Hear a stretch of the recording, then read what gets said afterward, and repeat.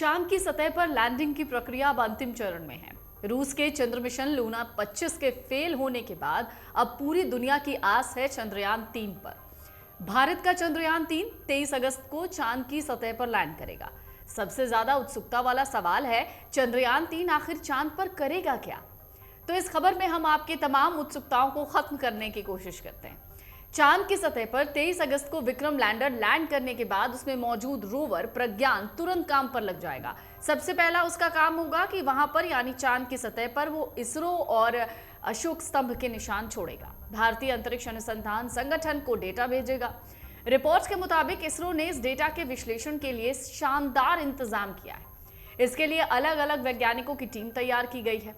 लेकिन इसरो करना क्या चाहता है, इसरो के आगे का प्लान क्या है? क्योंकि अब जाहिर है वक्त बचा नहीं है, तो इसरो की कोशिश क्या होगी? इसरो इस कोशिश में लगा है कि चंद्रयान 3 द्वारा भेजे गए डेटा पर आधारित कोई भी महत्वपूर्ण जानकारी की घोषणा या शोध पत्र का प्रकाशन सबसे पहले एजेंसी द्वारा ही किया जाए। दरअसल साल 2008 में चंद्रयान के भेजे गए डेटा की मदद से नासा ने पहले घोषणा कर दी थी। इसलिए इसरो इस बार अपनी तैयारी में कोई कमी नहीं छोड़ना चाहता। इसरो की वेबसाइट के मुताबिक लैंडिंग के बाद प्रज्ञान रोवर चंद्रमा की सतह पर 14 दिन तक घूम घूम कर डेटा इकट्ठा करेगा। इसमें लगे 2 उपकरणों में से एक अल्फा पार्टिकल एक्सरे स्पेक्ट्रोमीटर चांद की सतह का रासायनिक विश्लेषण करेगा। वहीं दूसरा है लेजर इंड्यूस्ड ब्रेकडाउन स्पेक्ट्रोस्कोप, जो सतह पर किसी धातु की खोज और उसकी पहचान करने वाला है। इसरो के मुताबिक दोनों उपकरणों की तकनीक बहुत अलग है और काम करीब एक जैसा, लेकिन इस बार कोई गलती नहीं होगी। दरअसल साल 2008 में जब चंद्रयान 1 ने आंकड़े भेजने शुरू किए तो उसके आधार पर पहली घोषणा नासा ने 24 सितंबर 2009 में कर दी थी। इसमें नासा ने बताया था कि चांद के दक्षिण हिस्से में बर्फ की मौजूदगी के प्रमाण मिले हैं। नासा की यह घोषणा चंद्रयान 1 में भेजे गए अपने उपकरण मून मिनरोलॉजी मैपर के आंकड़ों के आधार पर की गई थी।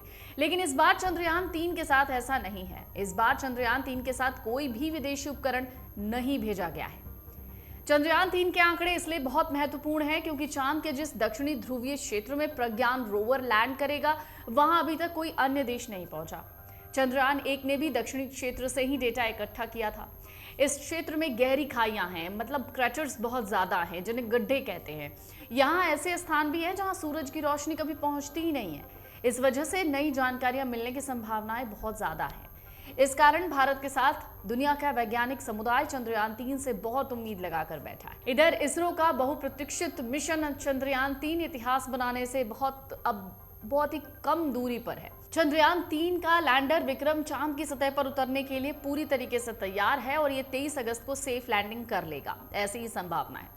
इसके 2 दिन पहले लैंडर ने चांद की हैरत अंगेज तस्वीरें भेजी। चंद्रयान 3 ने लैंडिंग से पहले lander hazard detection and avoidance camera यानी LHDAC का इस्तेमाल करके इन तस्वीरों को खींचा है। ये तस्वीरें चांद की सतह के दक्षिणी ध्रुव पर उस जगह की है जहां पर चंद्रयान 3 के लैंडर विक्रम की लैंडिंग होने वाली है।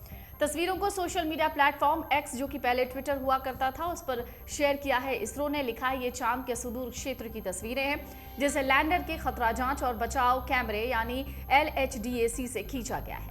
खास कैमरे के बारे में बताते हुए इसरो ने कहा, यह कैमरा लैंडर के नीचे उतरने के दौरान सुरक्षित लैंडिंग क्षेत्र, जहां पर कोई बोल्डर नहीं होगा, कोई गहरे गड्ढे नहीं होंगे, उसका पता लगाने में सहायता करता है। इसे स्पेस एप्लीकेशन सेंटर इसरो में विकसित किया गया है। अमर उजाला अब आपके टीवी पर भी।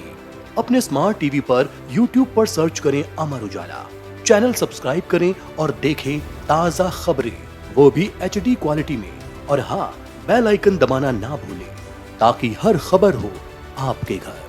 अमर उजाला, निष्पक्ष, निर्भीक, निरंतर।